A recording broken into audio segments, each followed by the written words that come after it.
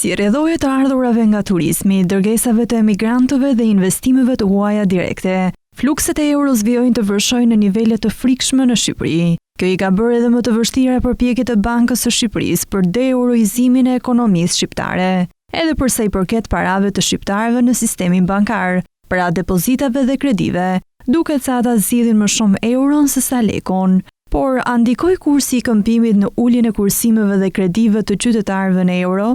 Gjatë vitit që lan pas, kursi i këmbimit i dha një goditje të fortë atyre që kishin marrë një kredi në valutë. Kredit më të ekspozuara nga rreziku i zhvlerësimit të euros përfshinin rastet kur të ardhurat e subjektit huamarrës ishin në monedhë të ndryshme nga monedha e dhënies së kredisë. Kostet e kredisë bëhen më të shtrenjta pasi ata duhet i konvertojnë një pjesë të pagës nga lek në monedhën evropiane. Pavarësisht se raporti i kredive në valutë ndaj totalit të kredisë ka pësuar rënje, sërish mbetet në nivele të larta.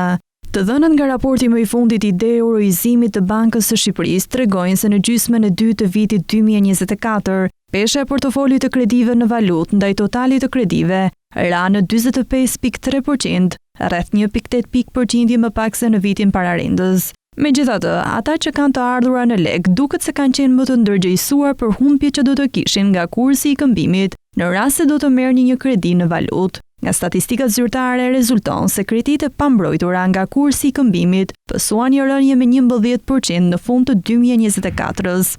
Bankat tregtare kanë një rol të rëndësishëm në informimin e qytetarëve mbi rreziqet që mbart kursi i këmbimit për huat që marrin. Në rastet kur klienti aplikon për kredi në monedhë të ndryshme nga monedha në të cilën ka të ardhurat, bankat i propozojnë huamarrësit një kredi alternative në të njëjtën monedhë më të ardhurat e tij, si dhe e pajisin atë me një shembull konkret se si ndryshon kosti i kredisë në rast nënçmimit të lekut ose rritje të normës së interesit me vlera të përcaktuara. Për sa i përket kursimeve, duke qenë se shumica e personave i kyçin kursimet e tyre në depozita afatgjata, mendojnë se kur të vi momenti i tërheqjes së tyre, kursi i këmbimit nuk do të ketë të njëjtin efekt negativ si tani. Si rezultat, megjithëse raporti i depozitave në valutë ndaj totalit të depozitave ka pësuar rënje, ajo vijon të mbizotërojë ndaj kursimeve në lek.